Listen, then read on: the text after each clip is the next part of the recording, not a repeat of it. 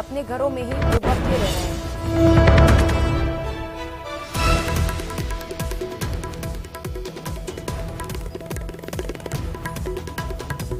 और RPSC paper leak से जुड़ी इस वक्त की बड़ी खबर आपको बता दें, शिक्षा मंत्री बीडी कल्ला के घर के बाहर भी प्रदर्शन शुरू कर दिया गया। इस वक्त की बड़ी खबर, भाजयुमों ने बीडी कल्ला के घर पर ताला लगा दिया है। बाबूलाल सहयोगी हमारे साथ जुड़ चुके हैं। बाबूलाल, भाजयुमों के कार्यकर्ता वहां पर पहुंचे हुए हैं बीडी कल्ला के घर पर, क्या कुछ अपडेट वहां से? जी बिल्कुल, ज्यादा कार्यकर्ता नहीं थे, लेकिन ये बहुत तेजी से आए और उनके घर के बाहर ताला जड़ा और वहां प्रदर्शन करने लगे। इतने पीछे से पुलिस आ गई, पुलिस और इनके बीच में तीखी नोकझोंक हुई। पुलिस ने इनको खदेड़ने की कोशिश की और शिक्षा मंत्री बीडी कल्ला का इस्तीफा मांग रहे हैं और कह रहे हैं कि लगातार पेपर आउट हो रहे हैं। चाहे पूर्व शिक्षा मंत्री के वक्त की बात हो, चाहे अब की बात हो, राज्य की सरकार जो है वो युवाओं के सपने चकनाचूर कर रही है। वो फ्री और फेयर जो एग्जाम होती है वो कंडक्ट नहीं करा पा रही है। लिहाजा सरकार के शिक्षा मंत्री को इस्तीफा देना चाहिए और उन्हें अब इस पद पर बैठने का कोई अधिकार नहीं। तो बीजेवाईएम के पहले भी जो कार्यकर्ता हैं वो पूर्व शिक्षा मंत्री गोविंद डोटासरा के घर पे आ गए थे एक मर्तबा, जब इसी तरह की कोई रीट में जब यानी कि एग्जाम नहीं हो पाई थी ठीक से, तो उनके घर के बाहर भी नाथी का बाड़ा लिख दिया था। और आज एक बार फिर से बीडी कल्ला के घर के बाहर इन्होंने प्रदर्शन किया और ताला जड़ दिया। पुलिस ने हालांकि इनको वहां से खदेड़ दिया है।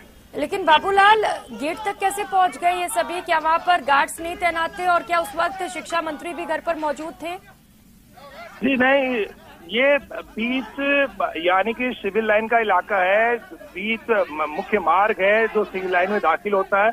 कल्ला का जो आवास है वो हवा सड़क से ज्यादा दूर नहीं है और सिविल लाइन के मुख्य मार्ग के ऊपर है, इसलिए राह चलता हुआ आदमी भी अगर उनके घर का बाहर से अगर दरवाजा खुला हो तो उसको बंद कर सकता है। ठीक है, बहुत शुक्रिया बाबूलाल आपका इन तमाम जानकारियों के लिए। जयपुर से सहयोगी लवली वधवा भी इस वक्त हमारे साथ जुड़ चुके हैं। लवली, क्या कुछ अपडेट है आपके पास?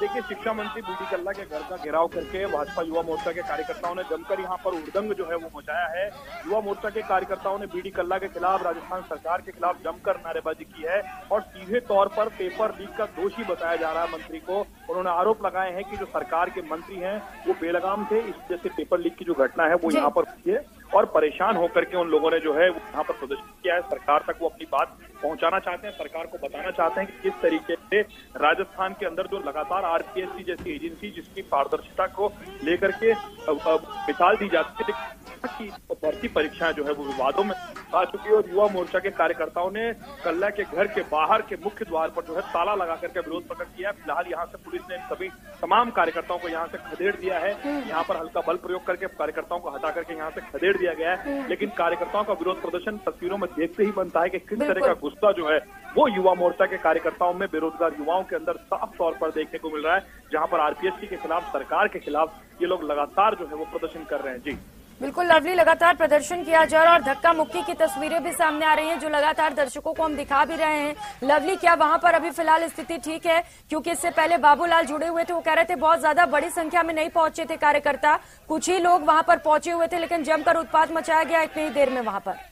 देखिए, स्थिति अब काबू में है। जो जिन पुलिसकर्मी जो या कार्यकर्ता पहुंचे थे, पुलिसकर्मियों ने उन्हें यहाँ से उठा करके गाड़ियों में उठा करके फेंक करके यहाँ से खदेड़ दिया है और हल्का बल प्रयोग करके लाठीचार्ज करके जो पुलिस का वहां पर एहतियातन चेतक जाप्ता था उसने लाठीचार्ज करके इन तमाम कार्यकर्ताओं को यहाँ से खदेड़ दिया है। ये करीब 2 दर्जन की संख्या में कार्यकर्ता यहाँ पर पहुंचे थे और अचानक इस हुड़दंग को देख करके कल्ला का स्टाफ और कल्ला के जो तमाम सहयोगी थे वो तमाम जो भौचक्के रह गए और अचानक जो संबंधित जो थाना पुलिस है उसे मौके पर भेजा गया। एस्कॉर्ट व्हीकल्स मौके पर पहुंचे और तत्काल प्रभाव से युवा मोर्चा के कार्यकर्ताओं को यहाँ से खदेड़ने का काम कर दिया गया। लेकिन सुरक्षा व्यवस्था पर भी सवाल खड़ा हुआ है कि सिविल लाइन जैसे वीवीआईपी इलाके में बिना अनुमति प्रदर्शन किस तरह से हो गया। जी बिल्कुल लवली, प्रदर्शन किस तरीके से हो गया? वहां पर पहुंचकर घर पर ताला भी लगा दिया। जब ये बवाल चल रहा था लवली, तो शिक्षा मंत्री उस दौरान कहाँ पर थे? देखिए, शिक्षा मंत्री उस दौरान जो है वो एक कार्यक्रम में भाग लेने के लिए ललित कला अकादमी गए हुए थे, जहां से उनका लौटने का कार्यक्रम था। लेकिन अचानक इस कार्यक्रम को देखते हुए शिक्षा मंत्री को भी बीच रास्ते पर रोका गया है और उसके बाद जब यहाँ से तमाम लोगों को खदेड़ दिया गया तो उसके बाद में अब शिक्षा मंत्री जो है अब वो अपने घर पर पहुंच रहे हैं, ऐसी जानकारी आ रही है। लेकिन फिलहाल जो है यहाँ पर कोशिश की जा रही है कि पूरी तरह से शांति जो है वो यहाँ पर काबू किया जाए और शांति का माहौल जो है वो स्थापित किया जाए। बिल्कुल लवली, लेकिन जवाबदेही तो यहाँ शिक्षा मंत्री की भी बनती है। कोई बयान आए हैं क्या उनकी ओर से अब तक इस पेपर लीक को लेकर? देखिए, शिक्षा मंत्री का इस वक्त कोई भी बयान नहीं आया है। मुख्यमंत्री के बयान के बाद में तमाम जो मंत्री और तमाम लोग हैं, कोई भी बयान देने से बच रहा है कि जो मुख्यमंत्री ने पूरे मसले पर ट्वीट करके अपना जो बयान वो दिया है, लेकिन सीधे तौर पर शिक्षा मंत्री की जिम्मेदारी बनती है, शिक्षा मंत्री का महकमा है। ठीक है, आपसे और भी ज्यादा जानकारी लूंगी। इस वक्त की एक और बड़ी खबर सामने आ रही है, उदयपुर से बड़ी खबर है, जहां पर सेकंड ग्रेड पेपर लीक मामले को लेकर इस वक्त की ये बड़ी अपडेट बता दें। सूत्रों के हवाले से ये बड़ी खबर सामने आ रही है। सुरेश ढाका और भूपी के नाम सामने आ रहे हैं। सुरेश बिश्नोई से इन्हीं दोनों से पेपर लिया गया है। जानकारियां खंगालने में फिलहाल पुलिस जुटी हुई है। कपिल सहयोगी हमारे साथ जुड़ चुके हैं ज्यादा जानकारी के साथ। कपिल, दो बड़े नाम सामने आ रहे हैं, हालांकि फिलहाल सूत्रों के हवाले से ये खबर है, लेकिन पूरी जानकारी से लेकर दीजिएगा। फिलहाल किसी तरह की पुष्टि नहीं हो पाई है, लेकिन पुलिस सूत्रों से जो नाम सामने आए हैं, जालोर इलाके के ही सुरेश ढाका और भूपी का नाम सामने आया है। ये प्राथमिक जानकारी के अनुसार जो सुरेश बिश्नोई, जो कि फिलहाल पुलिस की हिरासत में आया है, इस पेपर में जो पेपर सॉल्व करवाने में सारे अभ्यर्थी की मदद कर रहा था, उसे पेपर सप्लाई करने में ये दो नाम सामने आए। हालांकि आधिकारिक पुष्टि का इंतजार किया जा रहा है, लेकिन सूत्रों से जो जानकारी मिली है उसके अनुसार ये दो लोग जो हैं वो जालोर इलाके के रहने वाले हैं और जो सुरेश बिश्नोई था उन्हें इन्हीं के द्वारा पेपर उपलब्ध हुआ था। अब इंतजार किया जा रहा है पुलिस पुष्टि का। पुलिस जब इस पूरे मामले की पुष्टि करेगी तभी ये स्पष्ट हो पाएगा कि वास्तविकता में सुरेश ढाका और भूपी का किस तरह का इन्वॉल्वमेंट इस पेपर लीक प्रकरण में रहा है। बिल्कुल कपिल, जांच के बाद ये पता चल सकेगा और पता ये भी चलना चाहिए कपिल कि ये लोग कौन है और आखिर पेपर इनके पास कैसे पहुंचा।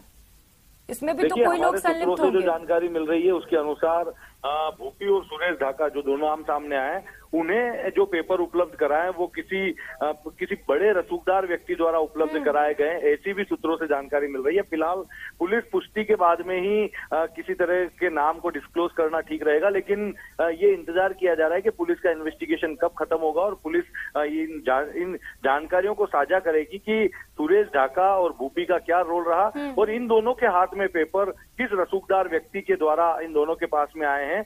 ये पुलिस इन्वेस्टिगेशन पूरी होने के बाद में स्थिति स्पष्ट हो पाएगी। बिल्कुल कपिल, लेकिन अगर सुरेश ढाका और भूपी इस पूरे मामले में शामिल हैं और उनसे पूछताछ की जा सकती है, तो क्या ये हो सकता है कि जो मुख्य आरोपी है जिसने ये पेपर आउट किया है, जिसका नाम सभी जानना चाहते हैं, उसका भी पर्दाफाश हो सके?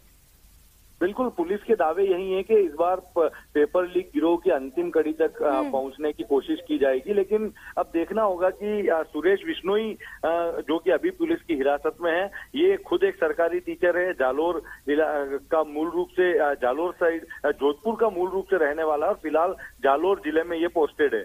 और ये जो दो नाम दूसरे सामने आए हैं, ये यदि इन तक पुलिस के हाथ पहुंचते हैं, इनकी इसमें संलिप्तता की पुष्टि होती है तो पुलिस इन तक। बिल्कुल, तो नकल गिरोह के खिलाफ सख्त कार्रवाई होगी। इस वक्त ये बड़ी खबर बता रहे हैं डीजीपी उमेश मिश्रा का बड़ा बयान सामने आया है। रीट पेपर लीक की तरह ही इसमें भी कार्रवाई की जाएगी। नकल करने वाले अभ्यर्थियों पर सख्त से सख्त कार्रवाई होगी। भर्ती परीक्षाओं को निष्पक्ष तरीके से कराने के लिए पुलिस प्रतिबद्ध है।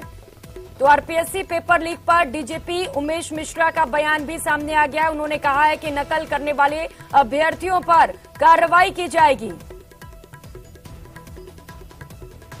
तो इस वक्त ये बड़ी खबर आपको बता रहे हैं, आरपीएससी पेपर लीक से जुड़ा ये पूरा प्रकरण है, जिसे लेकर डीजीपी के बयान भी सामने आ गए हैं। उमेश मिश्रा ने कहा है कि जो दोषी हैं उन्हें बख्शा नहीं जाएगा। सख्त से सख्त एक्शन सभी दोषियों पर पुलिस द्वारा लिया जाएगा। भर्ती परीक्षाओं को निष्पक्ष तरीके से कराने के लिए पुलिस प्रतिबद्ध है। रीट पेपर लीक की तरह ही यहां पर भी बड़ी कार्रवाई होगी। लेकिन सवाल ये कि रीट पेपर लीक के बाद अगर सख्त एक्शन लिया गया तो इसके बाद फिर से पेपर लीक कैसे हो गया? अपराधी कैसे इतने बेखौफ हैं? डीजीपी उमेश मिश्रा ने आरपीएससी पेपर लीक के बाद ये बड़ा बयान दिया है और उन्होंने कहा है कि जो भी दोषी इसके पीछे हैं उन सभी के खिलाफ एक्शन लिया जाएगा। नकल करने वाले अभ्यर्थियों पर भी कार्रवाई होगी। जो अभ्यर्थी इस नकल में लिप्त थे उनके खिलाफ भी एक्शन लिया जाएगा।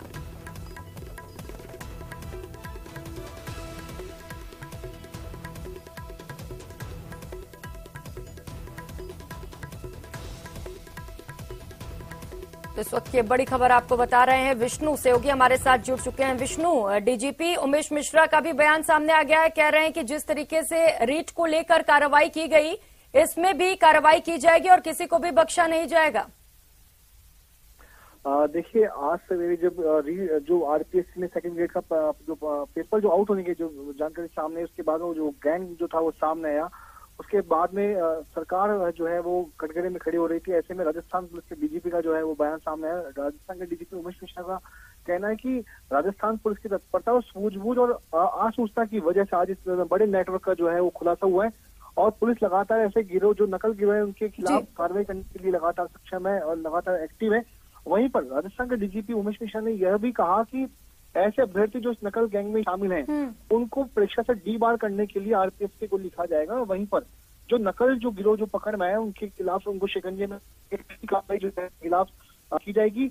और राजस्थान के डीजीपी ने इस बारे में राजस्थान पुलिस के पुलिसकर्मियों की पीठ भी थपथपाई है कि उनकी सूझबूझ और आसूचना की वजह से आज ये बड़ा नेटवर्क जो है वो उसका खुलासा हुआ है। जी बिल्कुल विष्णु, राजस्थान पुलिस ने यहाँ पर वाकई काबिले तारीफ काम किया है और उदयपुर पुलिस की यहाँ पर तारीफ भी करनी पड़ेगी। लेकिन उमेश मिश्रा कह रहे हैं कि जैसे रीट के जो नकल करने वाले जो आरोपी थे, जो लोग थे, उनके खिलाफ कार्रवाई की गई है, जहां पर आरपीएससी वालों ने जो किया है उनके खिलाफ भी ऐसा ही एक्शन लिया जाएगा।